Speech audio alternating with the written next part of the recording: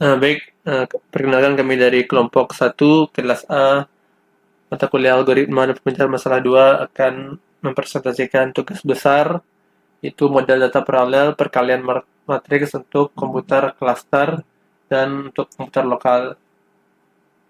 Jadi di sini saya bersama teman anggota kelompok saya, yang pertama ada Ilham, ada Fizik Hasibuan, dan yang takwa dari, lalu saya sendiri Muhammad Rifkai Syari. Baik, untuk demonya akan dilanjutkan oleh Alfi. Jadi kita akan melaksanakan klaster dengan laptop. Ini laptop 1, ini laptop 2, dan ini laptop 3. Baik, jadi di sini untuk penggunaan laptopnya ini kami menggunakan 3 buah laptop, yang dimana terdiri dari laptop 1, laptop 2, dan juga laptop 3.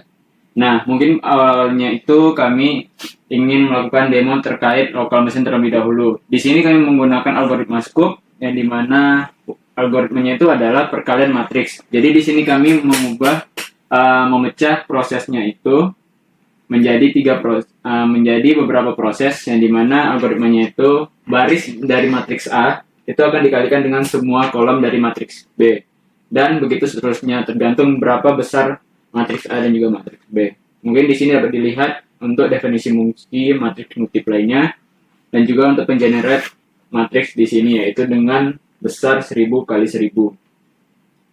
Baik, sekarang mungkin langsung saja kita jalankan untuk melihat CPU persen dan juga waktu komputasi dan juga jumlah eksekusi per detik. Ini pada laptop ketiga, mungkin kita tunggu. Pada laptop kedua, mungkin langsung saja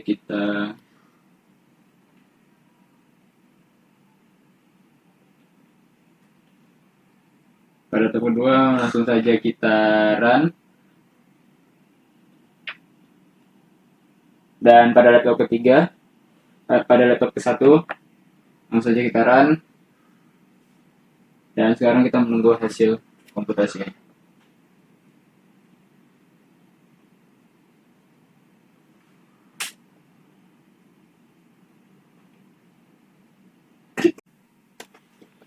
Baik, setelah dilakukan penjalanan kode pada local machine, pada laptop 3 itu terdapat, mungkin kita bisa lihat pada waktu komputasi itu terdapat 185 detik untuk baris kode ini dikomputasi sehingga selesai. Dan juga pada penggunaan CPU sebelum eksekusi 12,1%, dan setelah eksekusi itu 3,1%. Dan juga penggunaan memori dapat dilihat pada data berikut ini. Nah, sedangkan pada laptop 1 dapat dilihat bahwa adanya perbedaan data, di mana penggunaan CPU sebelum dieksekusi 35,1%, penggunaan CPU setelah eksekusi itu menjadi 3,8%. Sedangkan pada waktu komputasi itu 192 detik, yaitu lebih lama daripada komputer 3. Nah, dari hal ini dapat disimpulkan bahwa spesifikasi tiap masing laptop, ketersediaan core pada laptop tersebut, dan RAM pada laptop juga mempengaruhi waktu komputasi untuk kode ini pada local machine. Baik, selanjutnya pada laptop ketiga.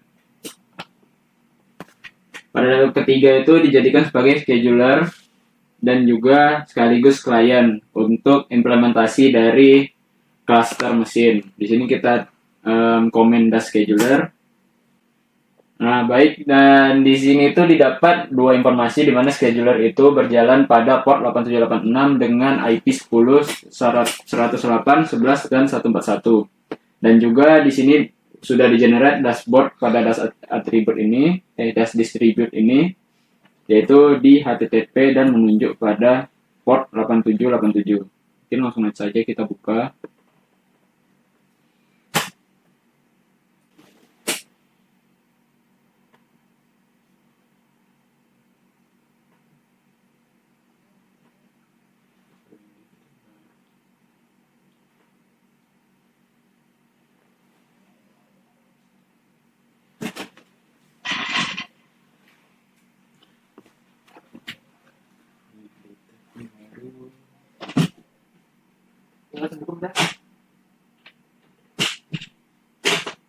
Nah, baik, di sini sudah tergenerate dan kita lihat dari informasi worker itu belum ada komputer yang terkonek sehingga kita langsung melakukan koneksi dari worker ke scheduler kita. Mungkin pada laptop 2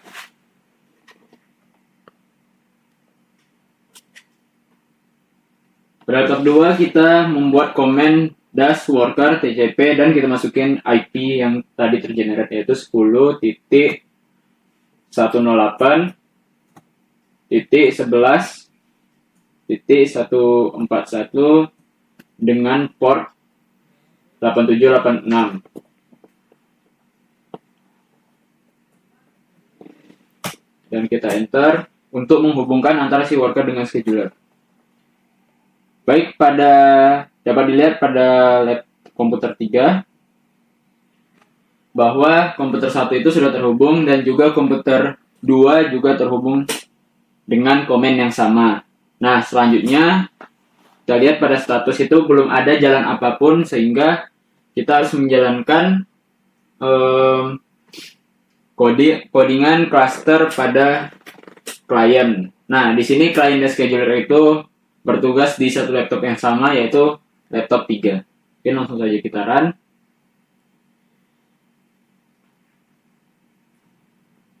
Dan kita lihat pada status.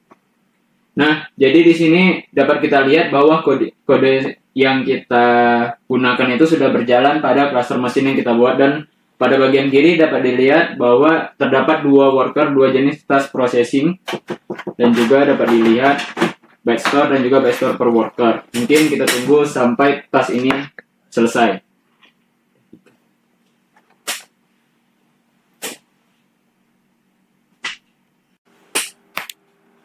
Nah, baik, di sini kode yang di dash distribute itu sudah berjalan, sudah di-run oleh si klien, dan di sini sudah pada proses array itu masih sekitar 75%. Nah, data yang dapat kita ambil yaitu kita bisa lihat pada tab worker pada dash distributed itu kita dapat lihat berapa persen CPU digunakan pada setiap worker dan juga berapa thread yang disediakan oleh setiap worker. Selain itu juga terdapat memori pada setiap worker dan sebagainya. Nah, selanjutnya pada tab group itu kita dapat melihat nama dari proses yang dikerjakan, memori yang digunakan, berapa jumlah tasknya, complete-nya berapa, processing-nya berapa, dan in memorinya itu berapa. Kurang lebih seperti itu pada penjalanan dari cluster mesin ini. Baik, ini adalah hasil akhir dari penjalanan kode dalam cluster mesin. Jadi di sini adalah beberapa informasi yang dapat kita lihat. Di sini dapat dilihat pada worker dengan IP 143 itu penggunaan memorinya itu 1,07 GB. Dan selanjutnya untuk worker yang dapat IP 142 itu penggunaan memorinya itu 1,30 GB. Nah, mungkin kita dapat lihat di bagian worker itu tidak kelihatan karena prosesnya sudah selesai, dan juga pada bagian grup kita dapat melihat bahwa task sudah dikerjakan semuanya. Dan task yang telah dikerjakan adalah matrix multiply, yaitu fungsi perkalian matriks. Dan kurang lebih seperti itu untuk penjalanan untuk demo pada lokal mesin dan cluster mesin. Assalamualaikum warahmatullahi wabarakatuh.